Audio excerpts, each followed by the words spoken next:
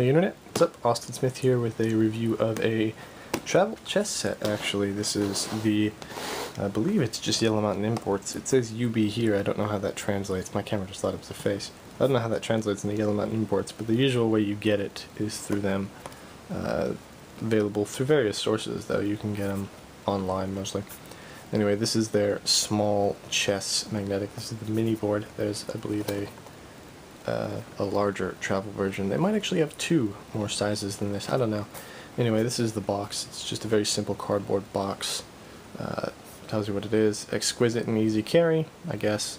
Instructions on how to use. That is a lie. There are no instructions in this box. There's just a piece of plastic that contains the board. Unless the instructions are cleverly hidden, I have not found them. There's a choking hazard. And it tells you how many, there's the players, 2 players, 20 minutes. I guess that is actually, probably true for a game of chess. Anyway, here's the board. Very solid plastic. You have hinges up here. And the board itself is metal because the pieces are, of course, magnetic. So it has to be metal. There's a nice clasp here. There is not, it's a very secure closure. It's surprisingly secure for how easy it is to open.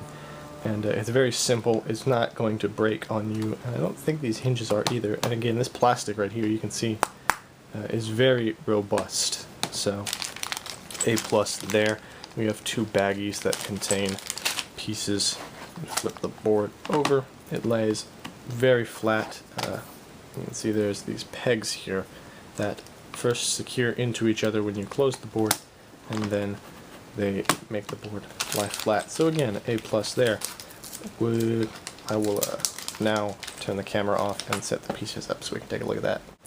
Alright, so here's the board set up. Interestingly enough, the board has to be played with this line in the center because the black square has to go in the bottom right hand corner.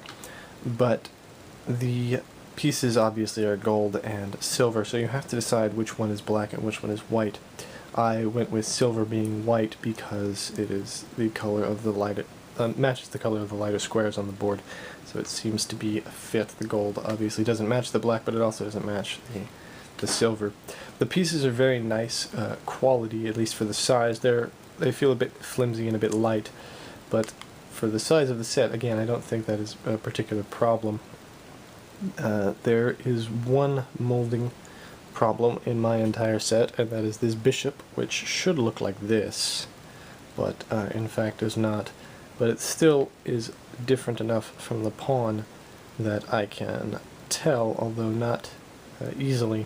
Even the regular bishop is kind of difficult, but with this entire set, it isn't the easiest to see the differentiations between the different pieces. The rooks also look kind of like the queen, but shorter, which I guess is makes sense.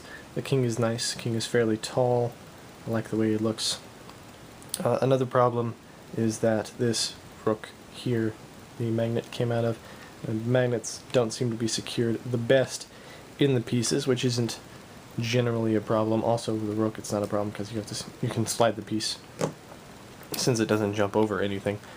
The pieces are a bit small on this board. This board is about 6 inches, as you can see here.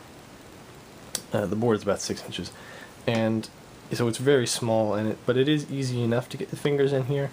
But if you're traveling, if you're on a bus or in a car or something, it might be difficult to find your way around the board. Also, I wish that the hinges didn't split the board in half. I wish they had formatted it so that the dark quarter squares were on these sides rather than this side, the other side. I don't know what word I was looking for there. Anyway, it is nice enough to play. There's no notation or anything, so it's just a casual set. Although, I mean, would you really be recording your game if you're just playing on the go? The magnets are strong enough to hold the pieces up like that.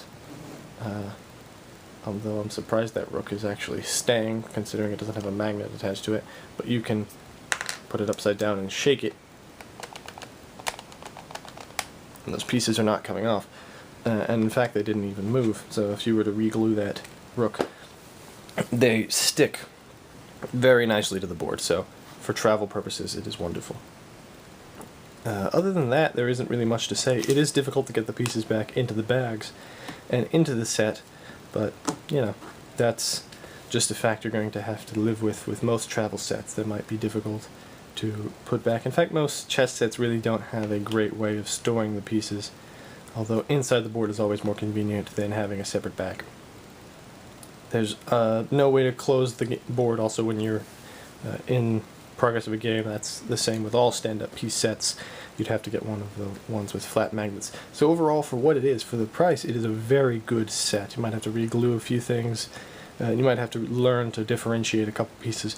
But other than that, it is wonderful. It's very sturdy. It'll last a long time, I suspect.